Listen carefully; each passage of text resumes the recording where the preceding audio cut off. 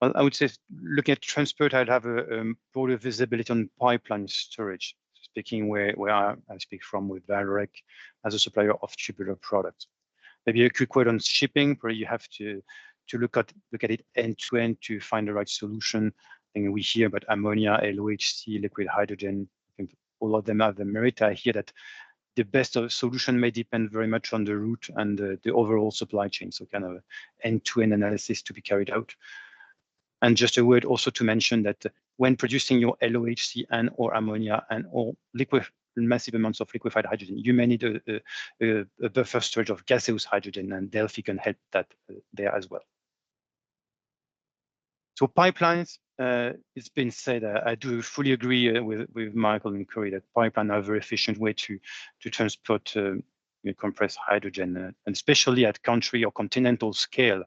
And there's been quite an interesting studies like the European Hydrogen Backbone proposal, where they made their cost calculation by bringing new infrastructure, repurposing existing parts of the transmission grids, and they come up with costs in the range of 10 to 25 cents of euro per kilogram of hydrogen per 1,000 kilometers. So kind of a small amount compared to the production cost of hydrogen.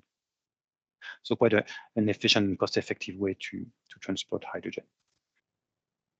But there are technical challenges, and there's been a lot of work from the gas transportation companies in the past years, working on the materials, and we've done our bit in looking at the hydrogen embitterment topics, testing our materials, and bringing safe and sound solutions for those infrastructure. But still, it's not only the pipe itself, it's the full system that you have to look at, all the compressor, flanges, valve, etc. So some reshuffling required here. But I think they are coming to a point where more and more the gas transmission companies are expressing confidence in the way that they'll be able to shift part of their assets and or to build also new assets specifically for hydrogen. With that, I think we should expect that the lead time will be long. Whether you think of repurposing an existing grid, and there you have the limit that can you just afford shifting from natural gas to hydrogen, so you need some spare capacities in your grid that you can save for hydrogen, and that may not be the case right away. We see some countries like the Netherlands where they have more possibilities to do so, but it's not the case everywhere where the grids are already on a high utilization. And if you have to invest in new infrastructure, we know that those projects, they take a long time to get financing, permitting, to be built.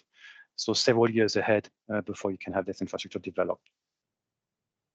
This said, we're starting to see some movement here. So in Europe, with some segments of the hydrogen backbone built in the Netherlands, and the FID taken in France for the Mosaic project, some announcement in Germany, etc. So these things are moving, and more the pipeline transport is being considered.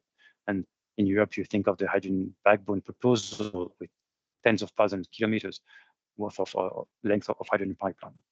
But I have less visibility on North America, but I have not heard so much, except maybe some, in some states. You mentioned California before, with SoCalGas being quite active here, but it's not. There's no, let's say, federal scale strategy on pipeline, and that come a bit later.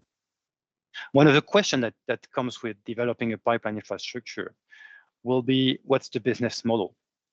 So who pays for it? If you start with the first user and the first producer and the first off-taker, are they the ones to pay for the development of the infrastructure that would benefit all the next ones? Or should it be shared between, and how do you share the costs with the future users? And who bears the risk of investing in the first place? So probably that calls for regulation. In Europe, for instance, those pipe transmission business, they are regulated for natural gas. Do we move to the similar model to invest in a hydrogen transmission infrastructure with kind of a public endorsement and kind of the public sector bearing the risk on the future development? So that will take some time also to align the policies.